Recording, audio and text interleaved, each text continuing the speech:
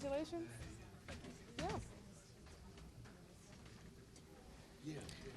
All right, we are now joined by winner of today's The Loop 110 here at the Chicago Street Course, driver of the number 97 Colleague Racing Chevrolet, Shane Van Gisbergen. Shane, this is now your second win here in Chicago. Why don't you take us through your, those initial thoughts and how you're feeling? Yeah, evening everyone. That was a pretty awesome race. The first stage racing with Kyle there. My car was really weak. I couldn't get going at the restarts, and then it would take 2 or 3 laps, and he'd always pass me. Then when my car would come on, I'd be attacking him, and yeah, it was just awesome fun racing with him. His car was a little better over the bumps and under braking, and he was driving very well as well. But yeah, give him the thumbs up. He was waving back, and yeah, had a blast. And then in stage 2, when the yellow come out, we kind of had to pit, otherwise we'd go too far back. And I thought again we were buried a bit too deep, kind of like last year. And yeah, and then it was a bit frustrating, all the yellows coming out, but managed to make spots every restart and keep moving forward. And I had some awesome battles coming through, and pretty special to get the WeatherTech Camaro in Victory Lane, and it's the home of WeatherTech as well. So yeah, to represent them here, it's pretty cool. All right, we'll open it up to questions. We will start right over there and then go up to Jerry Jordan. Noah Poser, Northwestern. Shane, you started that middle stint behind Kyle after the pit stop, but obviously you were able to get by him in traffic. What did you or the car have, if anything, that he lacked compared to you over the course of that run?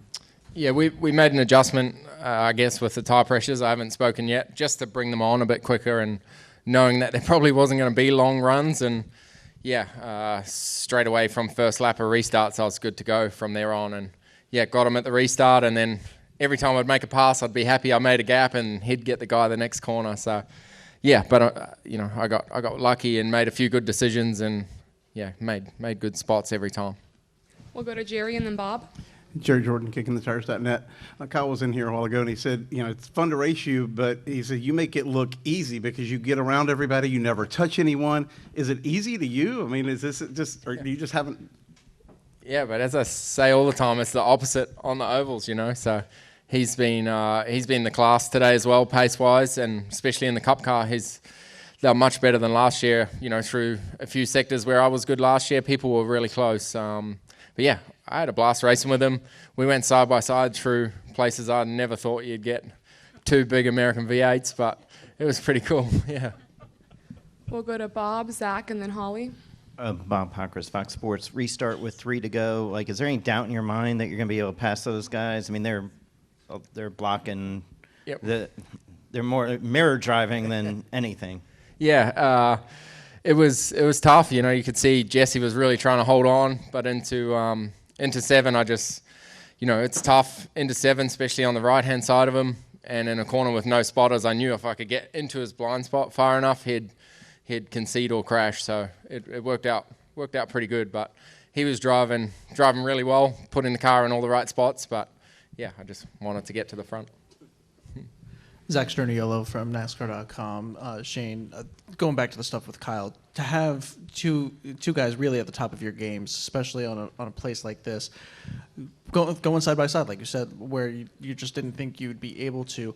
How fun is that as a race car driver when you do have 2 elite talents that you can trust the guy in the other car as well? Yeah, and I'm a bit hesitant still because any other series in the world, the inside car just runs you into the fence and squeezes you out, whereas here with the spotters and the respect, everyone, if a car's beside you, you got to give them room. So even myself, I am still trying to, discipline myself to give room to everyone and not squeeze them, because that's how it is here. And I think it's awesome. It creates good racing and, promotes side-by-side racing, the respect everyone has. So yeah, it was really fun. And through 4, I think, he was really strong under brakes, and he come out of nowhere and he was in my blind spot. Couldn't see him, and I just hung around the outside and he gave me room, and yeah, it was pretty cool. And then that last run, chasing down the 2 and the 19, if the 19 had cleared the 2 faster than he did, do you still think you would have had enough to get by both of them? Oh, who knows? You don't know that stuff. But obviously we were a little quicker than him in stage 1, but I don't know if he was saving brakes or whatever at that stage. So yeah, thankfully we never had to find out. Let's go to Holly, and then Davey, and then Steven. Hi, Shane. Holly Kane with the NASCAR Wire Service. Is this the kind of racing you were used to, racing supercars? I mean, is that part of it too, or have you seen this kind of become more like that on the road course? Yeah, no, we have the odd good race down there as well. You know, it was good racing on the streets. It was always tough down there as well. The guys on the street courses are amazing down there too. So, but yeah, as I said, the discipline and the respect here is quite different, and you you can't really just bump someone out of the way because they'll just get you back, even though technically you're allowed to do it here. I think it works quite well, yeah. Hey Shane, Davey Siegel with Sirius XM NASCAR Radio. On one of the final restarts, you made a little bit of contact with the left rear coming off the final corner down towards the front stretch. Yeah, right front.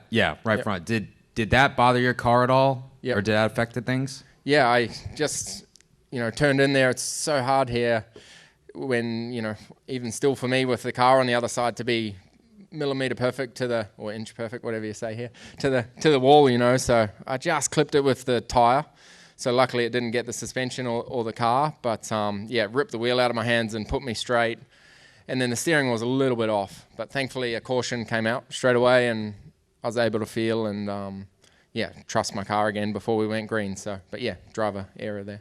Speaking of the discipline that you've spoken about so far today, I mean, we've seen that you're not afraid to do what needs to be done, so to speak. We saw it at Sonoma with Austin Hill. I mean, when you were carving through the field and the laps were winding down and the cautions kept coming out, was there any thought in your mind of using the bumper, or were you confident that you'd be able to do it your way? Thankfully, I didn't need to, yeah. But you don't really want to do that anyway unless you're provoked. So, yeah, I want to race fairly with everyone and get the respect from everyone too.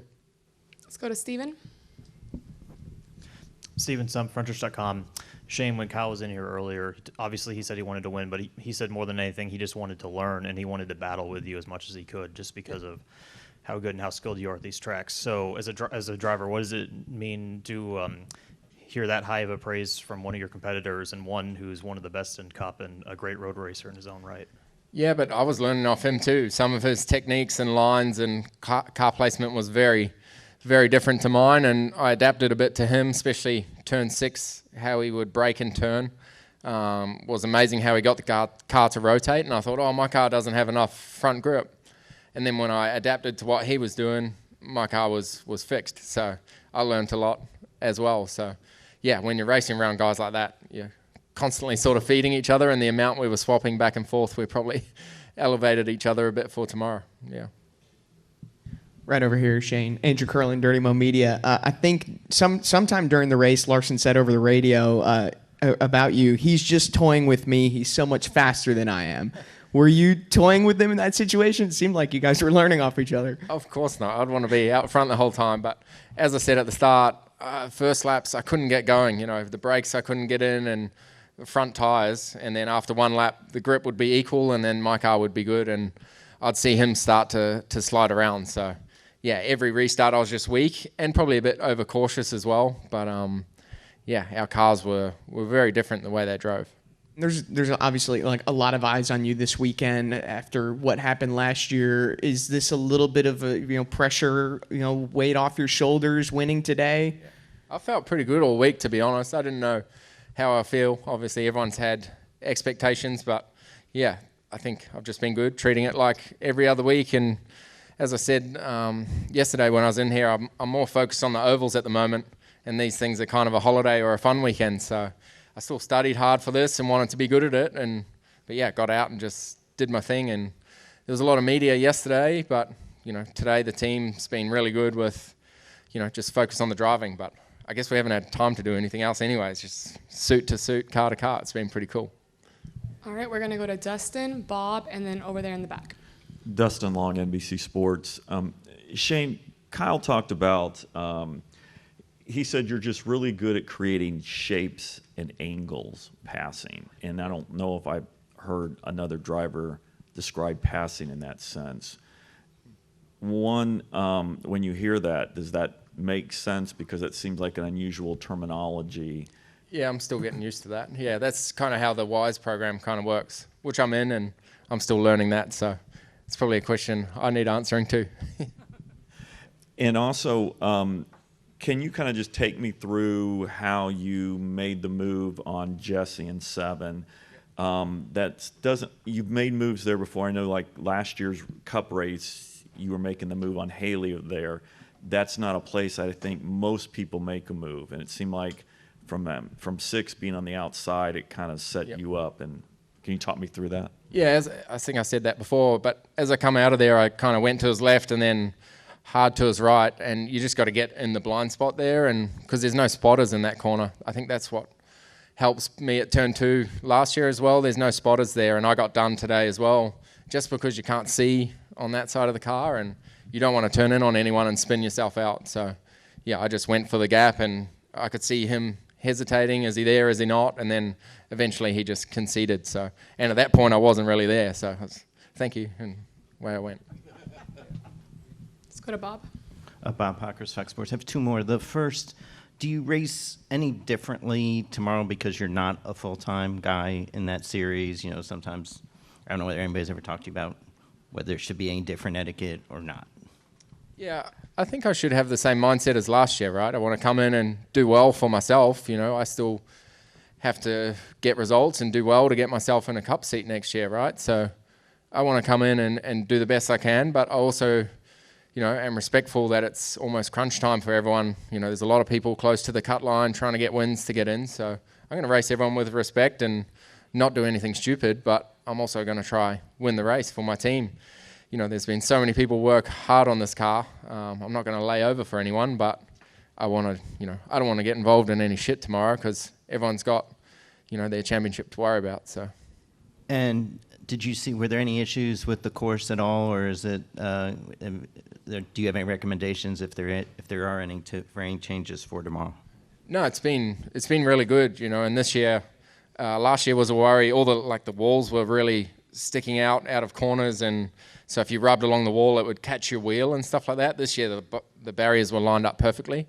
And then we did the track walk this morning, and turn 8, I think it is, the kink right. The walls had the Xfinity signage, and then on the kink around the corner, there was no signage, and it was concrete and super hard to see in the shadows. So there's 3 or 4 of us on the track walk said that, and we made a suggestion, and straight away they fixed it. You know, you need good reference points, and you know it's good here. They listen to the drivers and react. And I think with a perfectly dry track today, you could see there was so many passes everywhere, and yeah, this is a really good street track for racing. Yeah.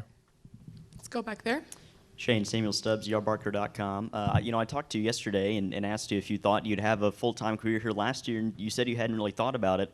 Fast forward a year later, you just won your 3rd race of the season. You lead the Xfinity Series not just in wins, but in the playoff standings. You can get more playoff points with wins and stage points and regular season standing.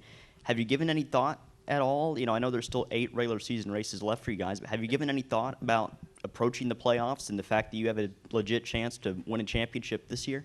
Yeah, it's something we didn't think we'd be talking about, you know, playoff points and stuff. And it was a cool conversation with Bruce, my crew chief, this morning, whether we stay out in stage 1 or 2 and get stage points. So it's a cool conversation to be having, and probably not one we thought we'd be having. So yeah, 3 wins and a few stage wins.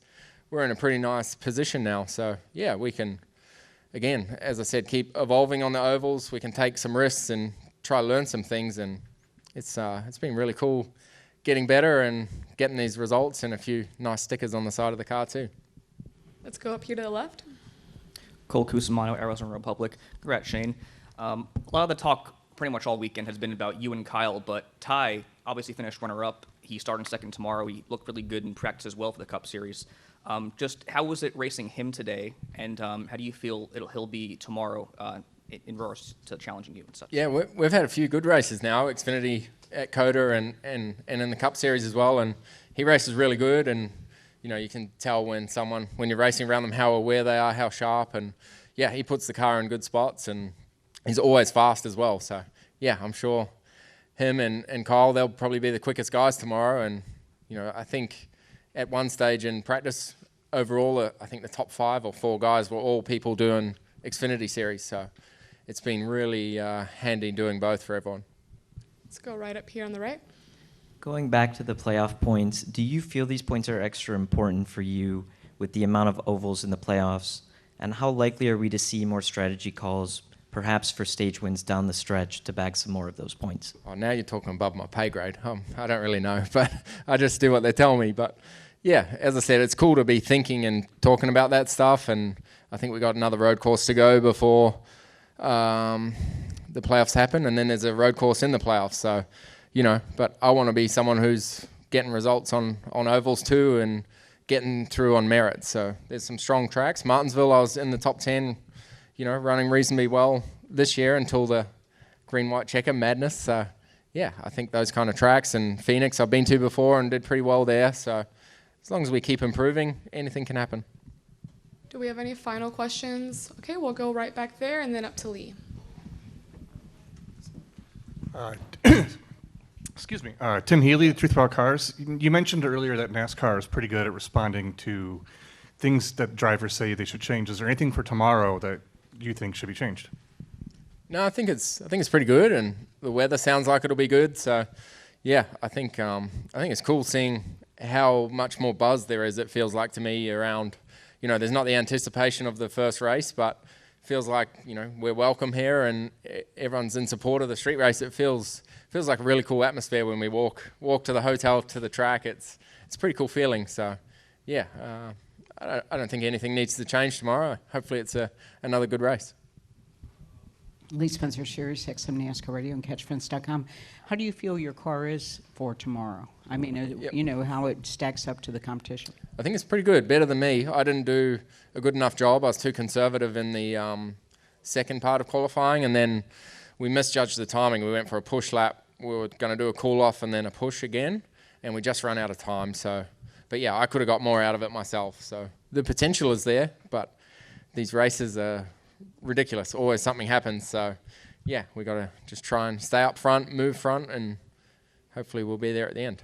And as far as the ovals, where do you feel like you've made the most gains? I mean, just as far as the routine goes, or where do you start? It's so different. Just I learned a lot on the concrete tracks, especially everything I've ever raced. You want to be on the rubber.